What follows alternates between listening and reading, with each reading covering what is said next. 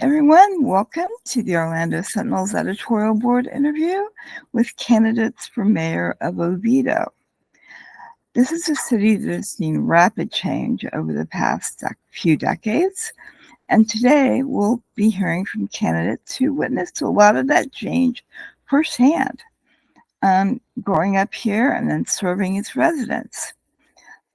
We have incumbent Mayor Megan Sladek, who was first elected to the City Council in 2016 and became mayor in 2019. She's an attorney and consultant. She is being challenged by former Councilwoman Judith Dolores Smith, a third-generation Oviedo resident who served on the council from 2019 through 2021 and is an author and community activist. There is a third candidate in this race, Brady Duke, who spent most of his childhood in East Orange County and moved his family back to this area after a career as a Navy SEAL. He owns a law enforcement training business and is also head of a local ministry.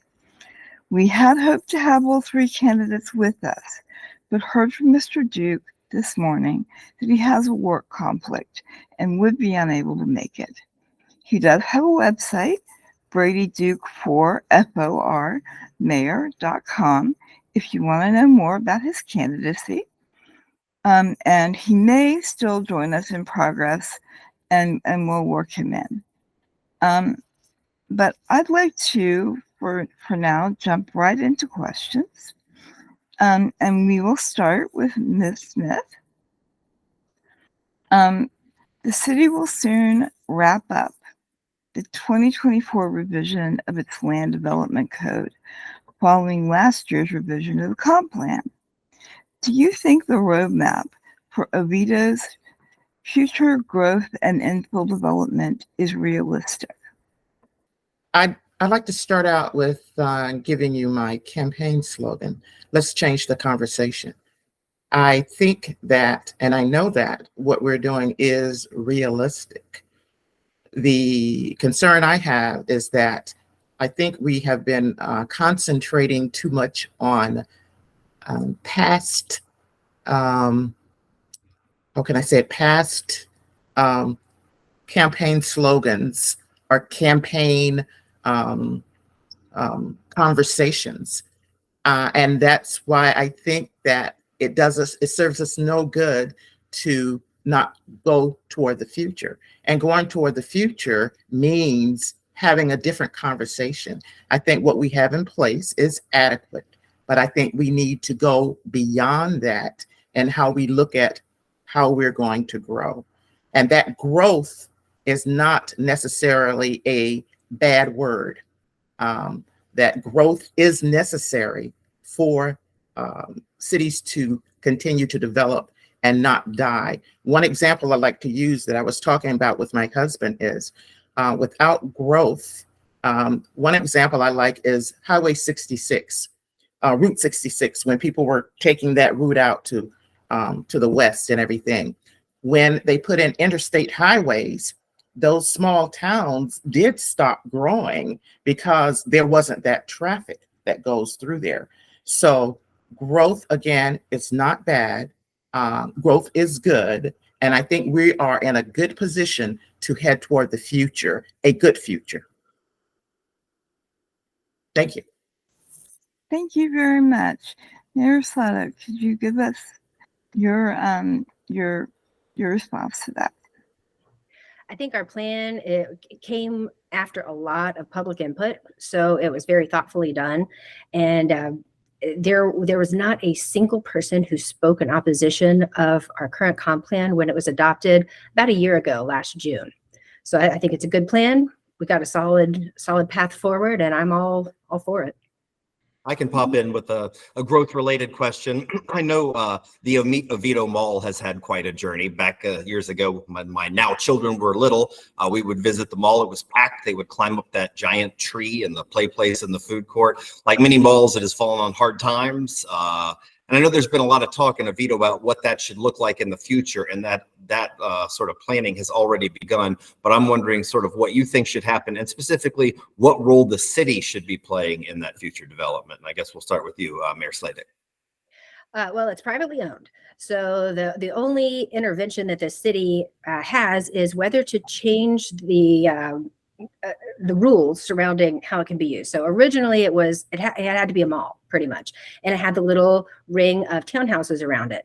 In the last 4 years, we have started tinkering with traffic counts and doing sort of an equivalency. So if retail would have brought, X number of thousands of cars per day, we are letting people toggle over to multifamily.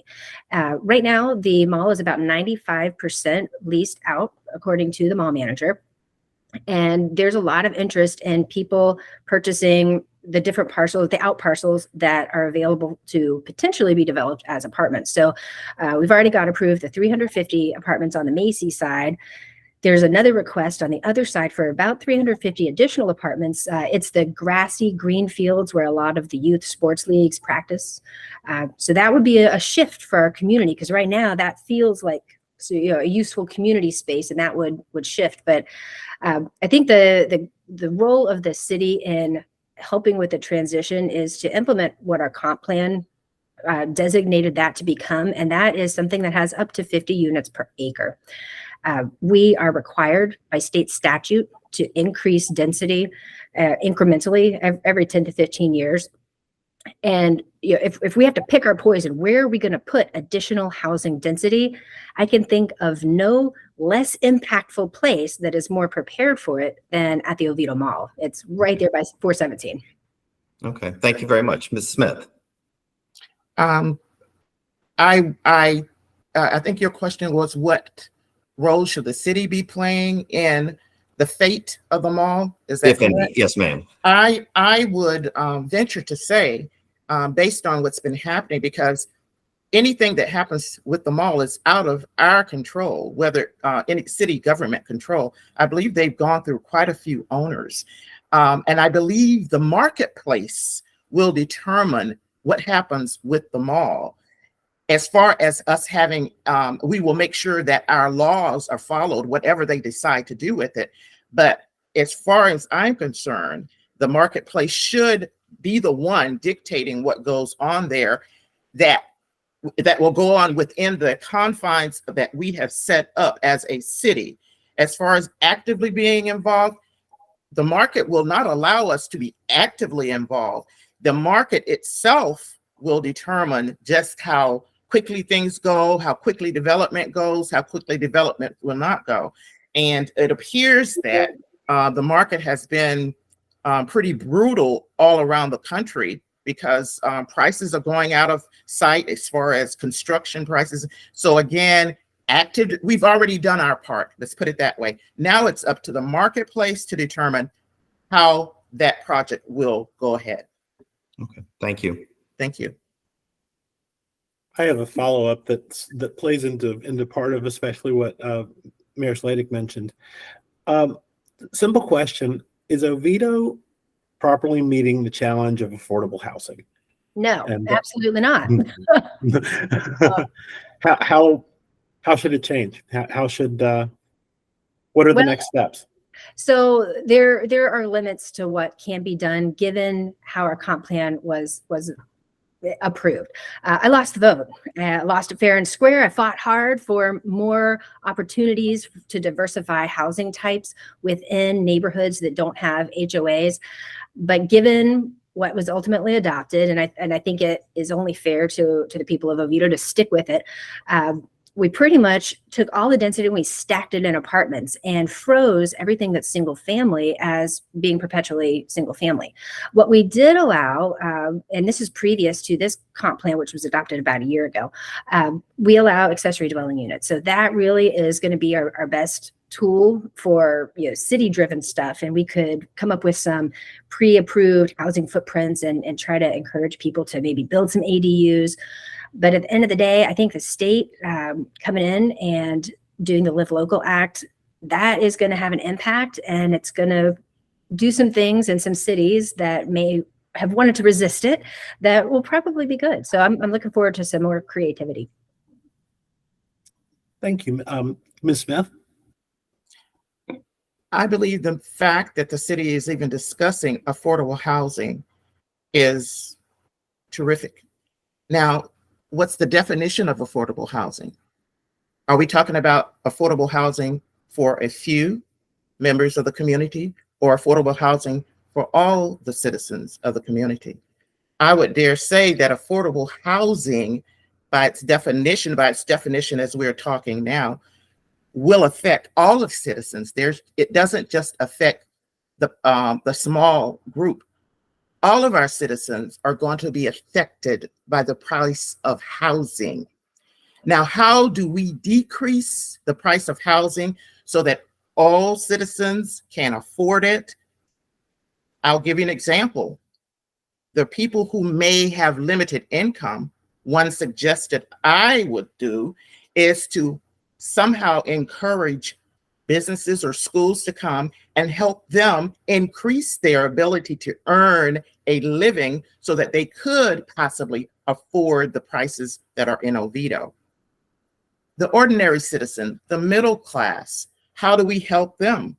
Well, this is a tough job that the city cannot solve, the county cannot solve alone, the state cannot solve alone, nor the federal government.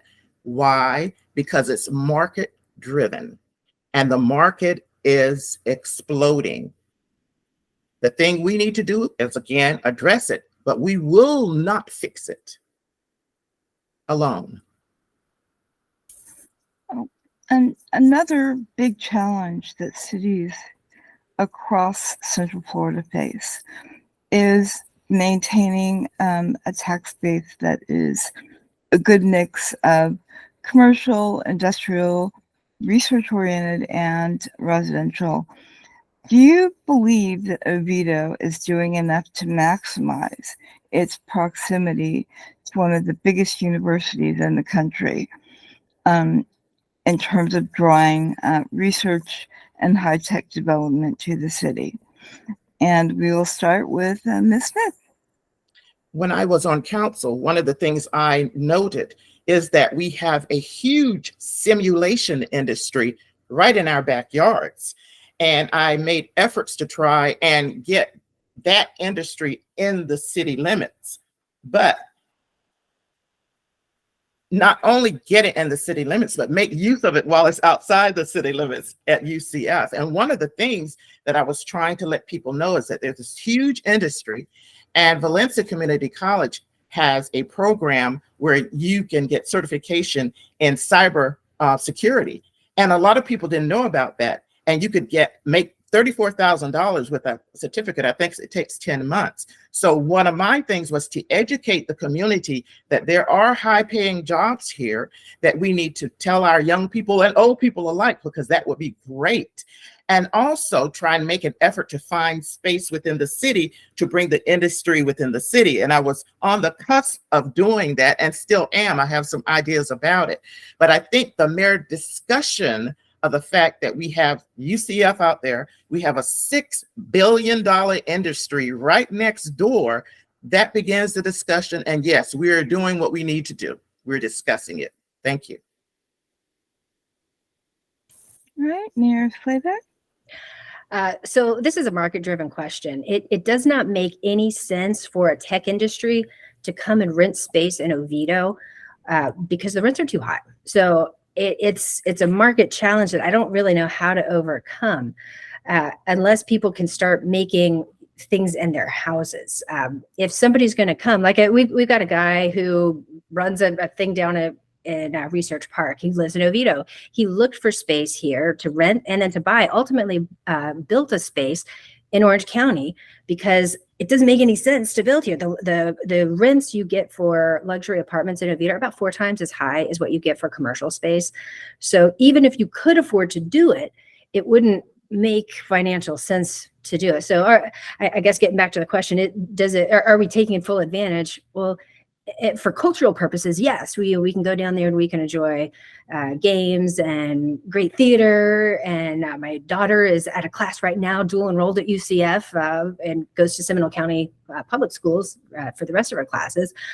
So these are all great things, but I don't know that there is a way to duplicate Research Park in Oviedo, because we're bedrooms, and we're about 80% residential and 20% commercial. So our tax base, it started out as a tax-based question. There's not a really good way to harness UCF to click that 20% up unless we entice students to come. And we are enticing them to come for our restaurants and entertainment type stuff. I'm going to ask you guys an individualized question about each of sort of a challenge that each of you has faced in the past. And Mayor Sladek, I'll start with you. You've been on the losing end of some votes, including one I think you just mentioned a moment ago, and some including a couple of high-profile ones, if memory serves. And I'm wondering, do you wear that as a badge of honor? Or do you look back at that as a shortcoming? Basically, what do you think voters should take away from that? I look at it as a badge of honor. Of all the votes I made, I would do all over again if I had the choice. And there were some where, if it's 4-1, it wouldn't have mattered if I would have flipped and just made it unanimous and gone with the flow. But I feel like standing up for the thing that I believed in, it has over time shifted the course and direction of the city, not by a lot, but by maybe 1 degree. And here we are, 3.5, 4 years later, and just the discussion and the respectful dissent, I think, has helped people just think about things just a little differently. Okay, thanks. And as I said, I'm going to tweak that question for a challenge you had in the past, Ms. Smith. If memory serves, I think you ran for city council 2 years ago and did not win. It was a close race, but you lost. And I guess I'm wondering, sort of, can you maybe give voters an idea of how you reached the decision to take an unsuccessful campaign for city council and turn that into one for mayor? I think I took advantage of the opportunities while I was on council. I could have just said, I'm just going to do the minimum job, but I didn't. I gave it all I had. Why? Because I wanted to serve the citizens of Oviedo and give them my best. And as a result of doing that, I gained tremendous experience. I mean, I truly gained tremendous experience. One of the things that I did, the first thing I did when I got in office, when I was elected, I made it a point to go and meet all the staff in the department. And I was just shy a little bit in the recreational department, but I wanted to meet them again to see what they were up against, to let them know I was interested, and again, to learn about the city, the ins and outs of it. And that was to my advantage. I did not lose. Matter of fact, when I did the election again, I went into it with great confidence, knowing I had done the best job I could to protect and defend the citizens of Oviedo. And so I'm more knowledgeable for doing it, and I feel I have the expertise and the experience needed to do the job of mayor. Okay, thank you. Thank you. All right, thank you very much. And just to prove that some things do change, recent storms have brought flooding and other water-related problems to parts of Oviedo that never flooded before. This is an experience that is common to almost every Florida community, and it is a challenge that city leaders, state leaders, and national leaders are going to have to come to terms with. What, if anything, should the city be doing to mitigate flooding and manage stormwater in Oviedo? And we'll start with Ms. Smith. The Public Works Department is doing an excellent job in handling the stormwater and all the other issues related to flooding. They're doing a job, with what they have. Of course, if we had more resources, we could do more, but we don't. We work with what we have, and they've done an excellent job. Unfortunately, we were hit with a storm that was just catastrophic. And unfortunately, also, it has, and not only us are going to be affected, the insurance industry has gone just haywire. And one of the citizens was talking about this before, that they were having trouble getting insurance because of the situation here. Are we doing what we need to do and can do with our resources? Yes. Will it be enough? I don't think we're going to ignore it. I think we're going to do the best job that we can, but we are going to be, I'm afraid, hit with, should we get more storms and things of that sort, we are going to be in a precarious situation. But we are utilizing our resources that we have to the best of our abilities right now. Mayor Sladek? We are in the middle of a stormwater rate study right now, and I anticipate that we will soon be told that we are not charging the right amount to do what is coming down the pipeline. We are in charge. The city owns all of this, pretty much all of the stormwater ponds in the entire city, inside the HOAs and all around. And they have been just sitting there without a whole lot of maintenance until Ian came along. And in Alafay Woods, for example, it pretty much just blew them all up. They could not handle the water. The infrastructure was near the end of its life in the first place. And it's a real challenge because we have not, the last 30 years of that subdivision's existence, we didn't collect enough in property taxes to save up so that when the end of the life cycle came, we had enough ready to take care of these things. So we're in a situation where had it not been for FEMA money and ARPA and a lot of these influxes from the outside, we wouldn't have been prepared to do even stopgap measures. And even to this day, McKinnon Drive in Alafaya Woods, you can't cross a portion of it. And we're over a year now, but it's got to be completely re-engineered. So to that point, we've got to get our fees right. We've got a lot of opportunities to work with all the different layers of government, but we're going to have to figure out the funding. And I actually did have a funding related follow-up, and I'm sure you both knew this one was coming. Do you support the planned referendum on the $47 million police headquarters? And are the citizens being well served with that proposal? How do you think they should vote? And Mayor Sladek, if we could start with you. I've been punting on this the whole time. And I know it's been driving the police union a little bit crazy. I am prepared to do whatever the voters direct us to do. It's a big ask, $47 million. We currently have $48 million in city debt. So this would double it. And at the end of 30 years, presumably our asset would be fully depreciated and we need to buy a new one. Our council started analyzing the numbers about moving, potentially putting the police station at the Oviedo Mall, and 2 weeks later said, nah, we don't want to do that. We're not going to run the numbers, even if it might be cheaper. We would rather just build a standalone one on the City Hall campus. So I think there's been a lot of interesting things going on there, and I'm prepared for whichever way. That being said, if you go inside our police station, it is like a college dorm room. And if you walk by it, and often I will bike behind it, you can see officers outside training with their secret moves. That's not how it's supposed to be. We should not, as regular passersby, be able to go touch the cars and see the secret move training. So there is a very, very genuine need. And if it does not happen, I think the real question is, what do Oviedo citizens want our police force to look like 10 years from now? Because if this does not pass, I think it will look substantially different than it does right now.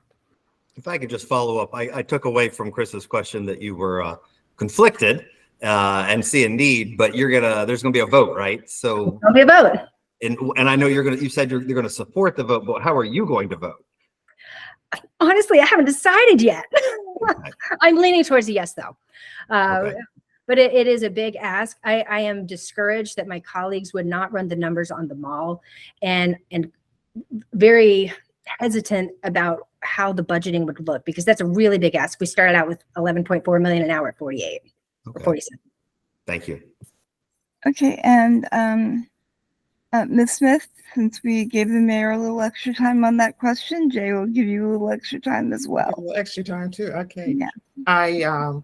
I'll start out my answer by saying Oviedo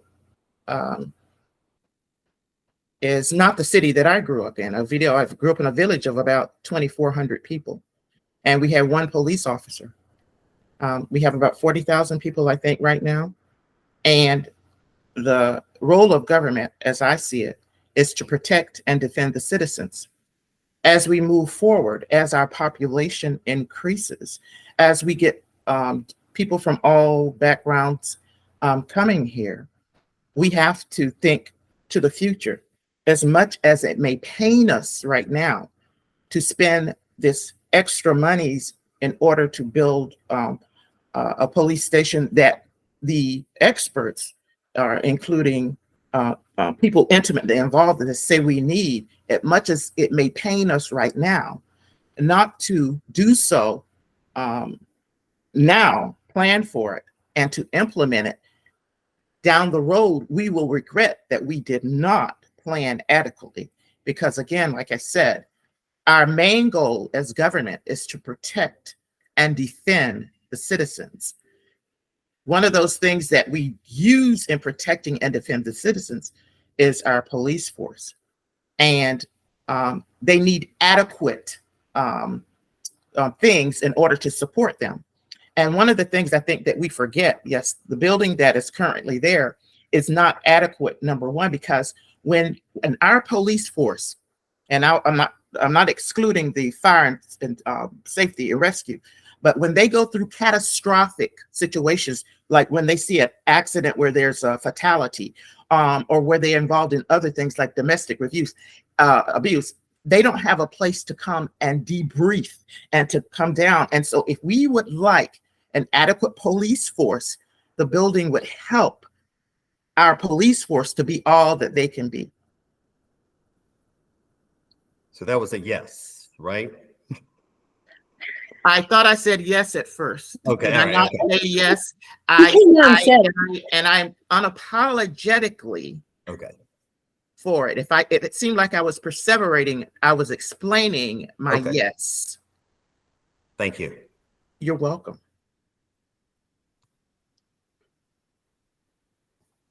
Oops, It's Chris. hard to believe that we've gotten to the end of close to the end of our time. We generally allocate about 15 to 20 minutes per candidate who's participating. I want to sneak one more question in there, but it doesn't have to be a long answer. Oviedo, as city manager, came up through the ranks, has been on the job 10 years, which makes him somewhat of a unicorn among municipal administrators in Central Florida. Are you satisfied with Brian Cobb's performance as city manager? And let's start with Mayor Sladek. Most days I am. Sometimes his communication is a little bit lacking. And I very frankly, he can count to three. And I'm often not one of the three. He's counting four. So I think he does a good job mediating between the different opinions. And what he has shared with me is that he feels like this is a little bit of a unicorn city council too, because we'll have 3-2 votes, 3-1 votes, and it shifts who is on which side of those things. So I think as that happens more and more, I will be more satisfied, but it's really the speed that is bugging me more often than not. Okay, Ms. Smith. I'm fortunate that I had a chance to serve with Mr. Cobb and to see him in action. And now being outside of City Council, I'm seeing him in action. I can say, since I'm talking to the citizens of Oviedo, I can say without a doubt that Mr. Cobb's performance has been par excellence. He's had a lot to deal with in this growing city. His experience while coming through the ranks is invaluable. His ability to work with different people and to accomplish things is outstanding. I think Oviedo is fortunate that they have him at the helm, because experience is what's going to get us through the next few years. Any deviation or any sudden shift or anything like that may be good, may not be good. I don't think personally it would be good. Mr. Cobb has a heart of gold, and he is always trying to do the best thing. He has a tremendous rapport with his directors, and they respect him as I respected him when I was on council, and I still respect him and his ability to get the job done in spite of difficult situations. Thank you. Well, thank you both so much for being here with us today. The Orlando Sentinel will be making an endorsement in this race, and it's going to be tough. But we urge you to not let that be the only thing that you consider when deciding to vote. Take a look at each candidate's website, read our coverage, check social media, and do your own research. Find a candidate who you believe is best qualified to represent your values and hopes for Oviedo. And then make sure you're ready to vote. You must be a registered voter and live within the city limits to cast a ballot in this election. The cutoff to register is October 10th. In addition, if you want to request a mail ballot, all those requests have expired, so you must refile with the Seminole County Elections Department through them or through the state website to request a mail ballot. Election day is November 7th. We hope that everybody in Oviedo takes the opportunity to participate in our oldest form of democracy. And with that said, we'd like to give each candidate a couple minutes to wrap up as to why they're the best choice to lead the city over the next 4 years. And Ms. Smith, as the challenger, you get to go first. Thank you very much. I'd like to speak with the voters in the city of Oviedo. I enjoyed serving you during my term in office, and I enjoyed protecting and defending you. I decided to run because I had a great desire again to serve you, to protect and defend you. I congratulate and applaud Mayor Sladek's many years of public service. She is to be commended. But at this time, I believe that I am the best candidate to help lead the city into a prosperous, illustrious future. And I thank you for considering my candidacy as mayor for the city of Oviedo. Thank you very much. And Mayor Sladek. I think people should stay the course because we have been getting things done very methodically. And I've been able to build relationships with people at the county and state level to take what Oviedo is doing to the next level. One example is a little bit of effort with trying to expand what the 1 cent sales tax can be used for. Whether this will fly or not, who knows, but it would involve changing state level law to allow it to be used for maintenance as well. It was actually filed in both the Senate and the House last year and didn't prevail. But little things like that. I'm not sure that any other candidate running has the knowledge of how governments work with each other or the relationships with other people and different places in government to do some of these not very sexy, but extremely important and budget expanding, or it just gives us more choices. And at the end of the day, a lot of the quality of life issues come down to what can we fund and what can we not. So between always sticking with our comp plan and controlling growth and having some more savviness with budgets than anybody else can offer, I think it makes sense to continue the course. Thank you so much. I think that citizens of Oviedo have a lot to look forward to in this election. And I wish you both the best of luck and look forward to talking to you again soon in the future.